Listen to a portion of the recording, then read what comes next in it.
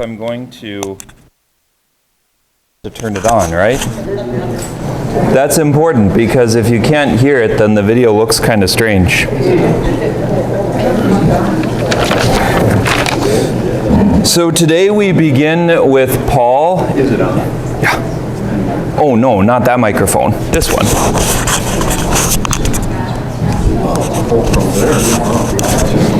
We got it. We got it. Deacon Paul is thinking too hard. He's too good at what he does.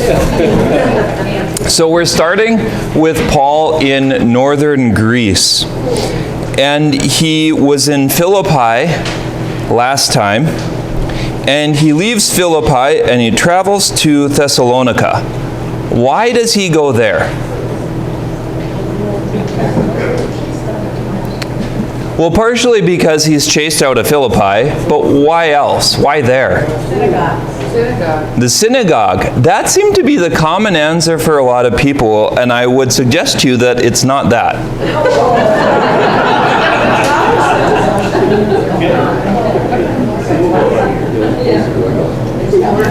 Anyone else want to venture a guess as to why? You have to think much more simply. It's they follow the road. They follow the road. You have to remember that in the ancient world there aren't all that many roads. And at this point in time, remember, cities have walls around them quite often to protect them from bandits. They close the gates at night. But the major Roman roads had the feature of having guard posts every so many miles. And if you were bandits, you didn't want to meet a gang of grouchy Roman soldiers, or you might end up on the short end of a sharp stick. And so, sometimes, it could be because there's a synagogue, and there's lots of reasons. Thessalonica was a major economic center of that part of Greece. It still is. I think it's the second largest city in Greece today.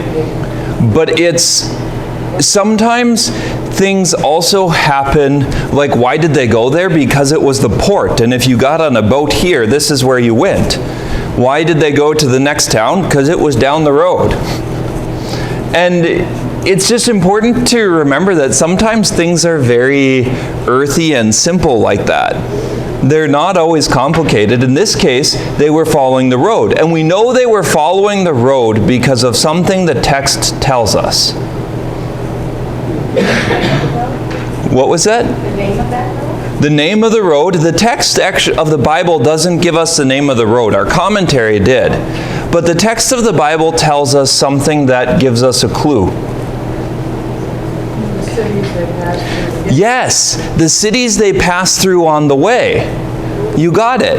So we know that they were following the road because the road went through these cities, and it's just like going down the map. Like if you're traveling from Bismarck to Fargo, if you say, well, I was in Bismarck and then in Sterling and then in Steele, the next major town is Jamestown. And then, you can go off to the east. And so if you were telling a story and you talked about being in those towns, you could guess that the person is traveling on I-94 because that's where it goes. Sometimes you can go overland, but even now, how many of you decide to do that? I want to go to Craigness, which is north of Moorhead. And I'm just going to, turn into a field and drive, and I'll get there eventually because I know it's this direction. None of you are shaking your head like you do that. Even if you're already across the river. Then what? You still don't drive straight there, do you? So sometimes it's just important to remember that there can be very, very earthly reasons why things happen. And actually, Roman roads are a major part of how Christianity was able to spread. Like, this was a big deal in the early world because they made these roads.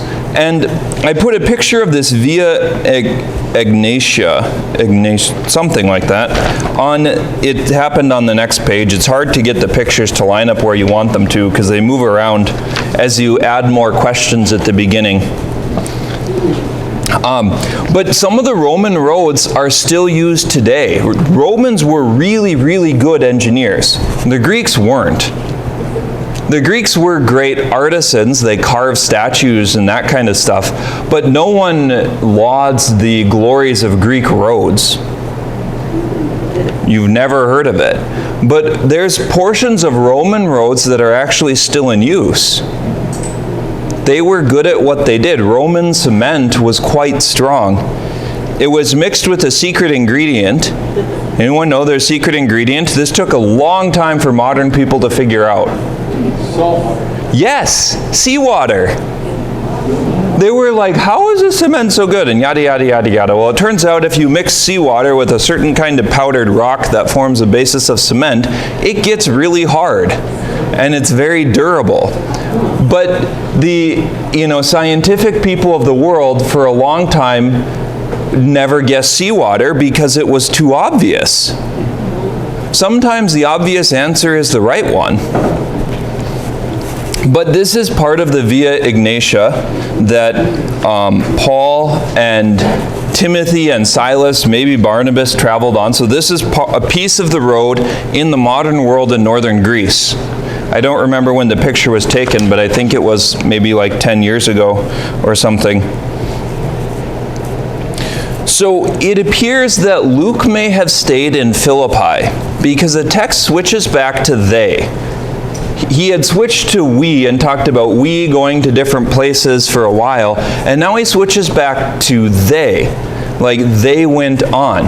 It seems like Paul was kind of the lightning rod of criticism, and there's times where he moves ahead of the other people that are part of his group, where he gets sent on ahead because he's a major opposition figure, and someone like Luke probably stayed with some of the members of the church that were there in Philippi.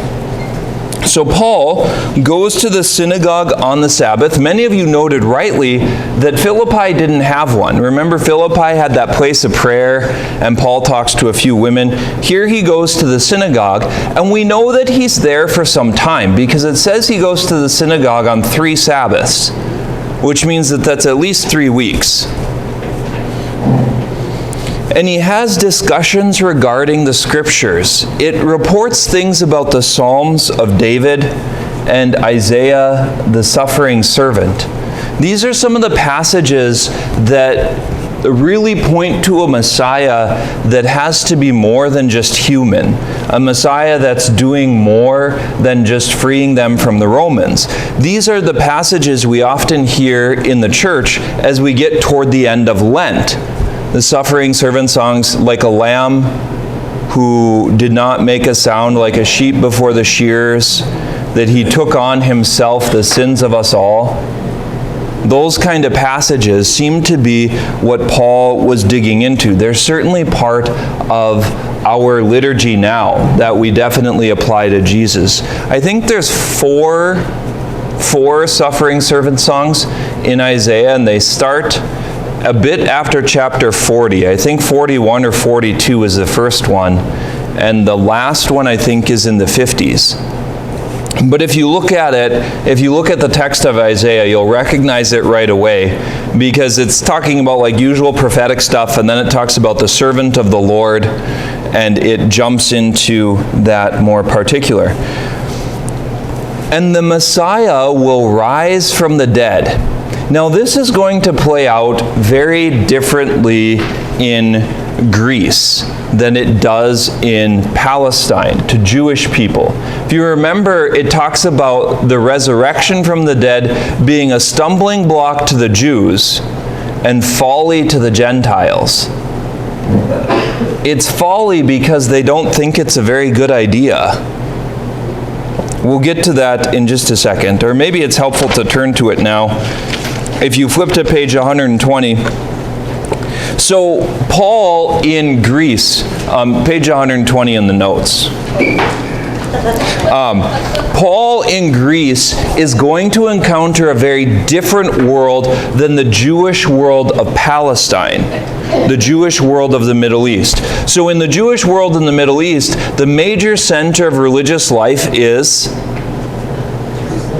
Jerusalem and the temple, the sacrificial system.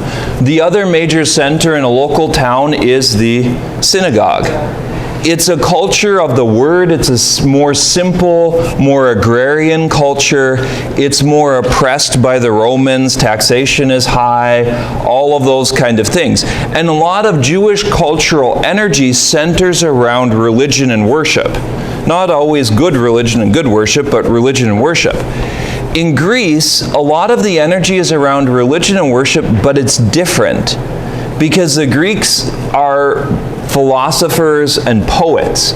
Many of the famous thinkers were from Greece. And so there's this academic, intellectual tradition of learning that's different than the context of Palestine. The Greeks were famous for building their cities with an agora, which was a marketplace, a big flat plaza where people would come to sell goods. One of the most famous things that comes from Greece are it's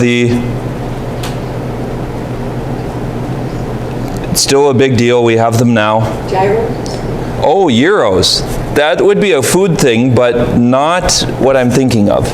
What's a hint? Basketball.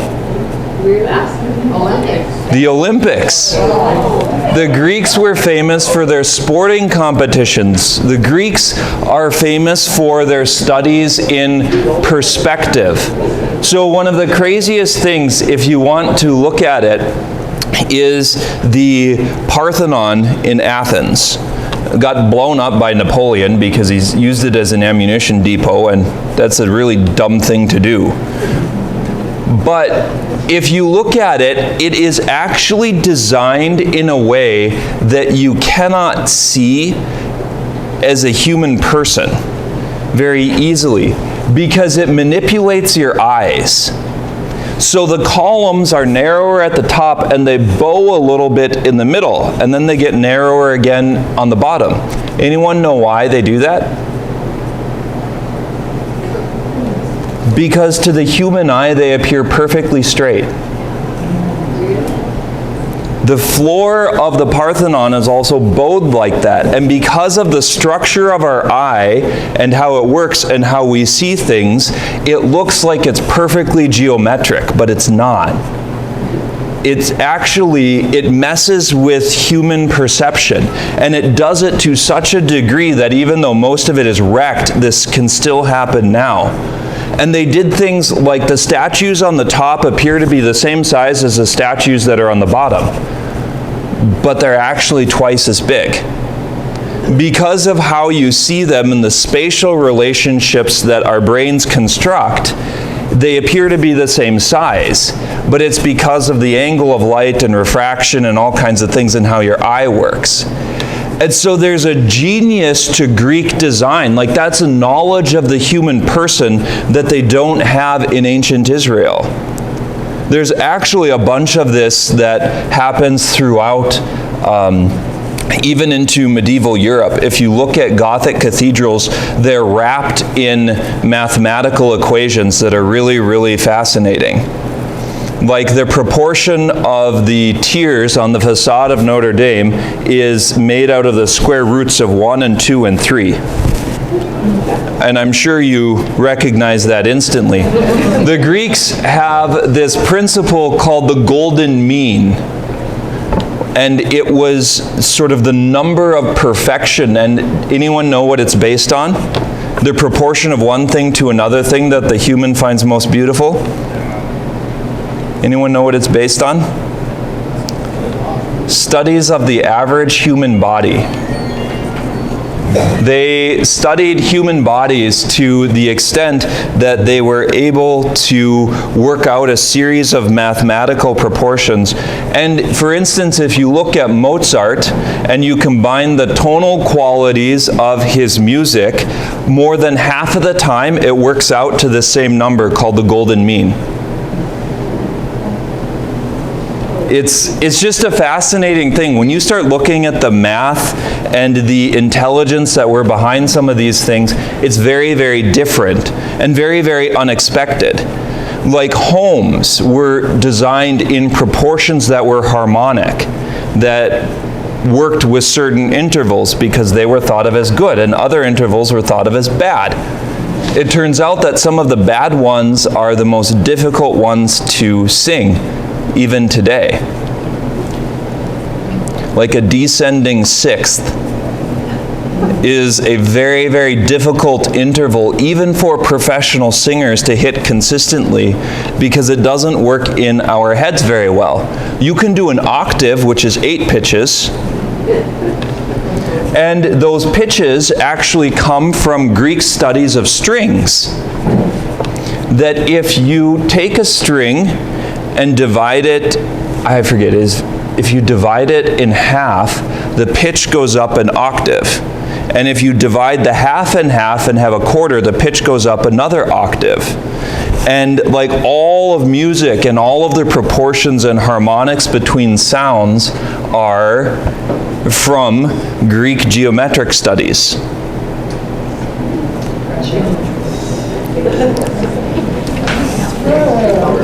But you have to appreciate some of these things, because when you think about it, that's a very different world that Christianity is going to encounter than the world of Judaism, than the world of the temple and synagogues and sacrifices. And so when the message comes there, it has to adapt. How many times in talking about the Greeks have I mentioned Messiah? Never. And so when you look at Paul's preaching to the Greeks, it's not going to be about the same kind of Jewish concepts from the Old Testament and proving that this God of the Old Testament is Jesus Christ. The proofs, the experience of Jesus is different. That Jesus is the creator, that Jesus is the embodiment of goodness, that Jesus is one with God the Father, one in being, consubstantial now. Those are Greek concepts. Those are Greek words. And so there's a different flavor to it. The Greek world is dominated by some philosophical schools that we encounter, and they're in the chart. So the most important one is probably Platonism. Plato is one of the great early Greek philosophers. He's one of the most important. Socrates, but we don't have any of Socrates' writings. They all come from Plato. Plato writes Socratic dialogues, and then there's Plato, and then Aristotle. Plato is the author of this sort of distinction between matter and the forms. So there's something that you can see that's material, but there's another thing that you can't see like with your eyes, but you intuit with your mind. That's called the form. So matter and form. And in Plato, the forms, well, in Plato's encounter with early Christianity, the forms themselves, what things are, exist in the mind of God. They're the true nature of things, and that's immaterial. It's in the mind of God, and what we see is just appearance. And that's not a bad thing. Many of the early Christians were Platonic philosophers. So like St. Augustine, if you read his writings, he writes he's a Platonist. And it's not a bad thing. We talk about our body and our soul, and some of this is still the result of Platonism. Is the body good or bad? It's kind of good, right? You would think so. But St. Paul then rails against the desires of the flesh. What's that about?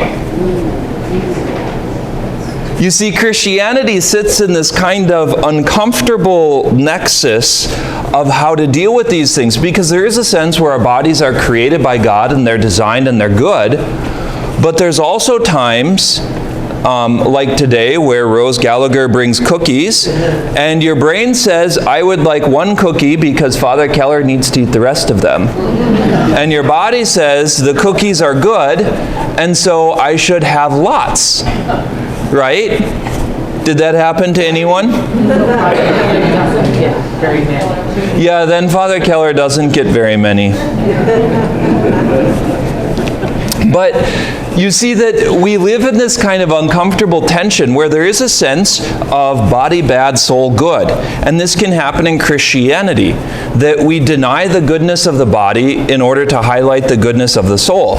And it's not really correct. And we've had a strong corrective in the modern world that pushes back against that in a good way, that says, no, your body is good, that the body is created by God in goodness, but some things do get disordered.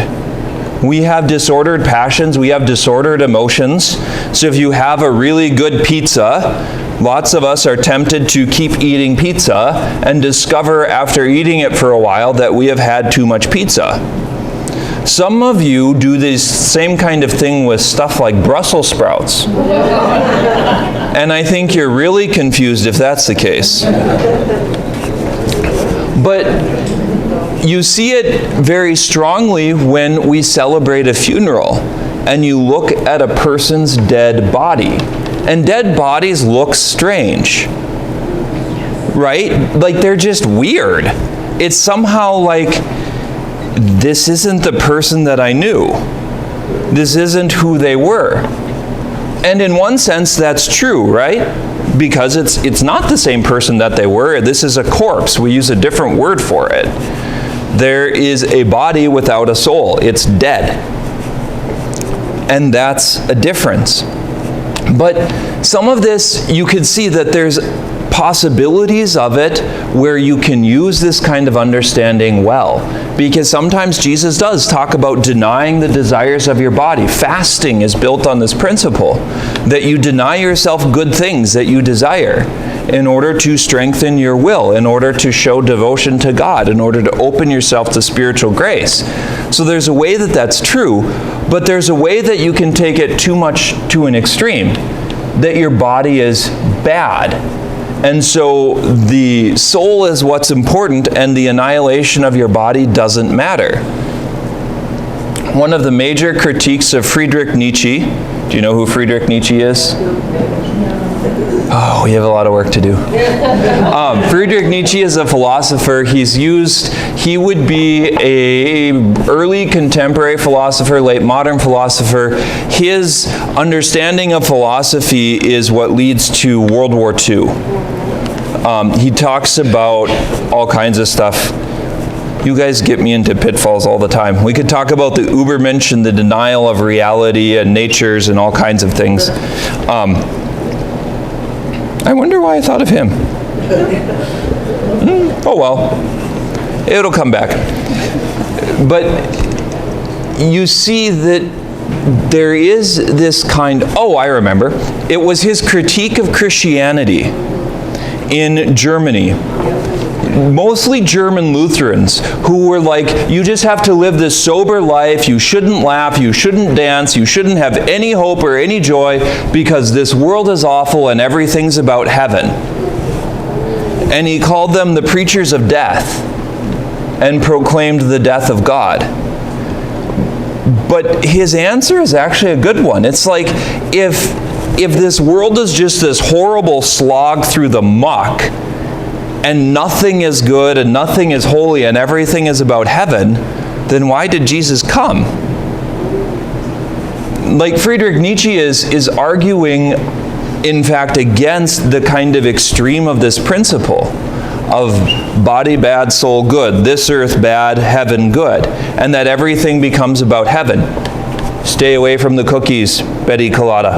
I see you.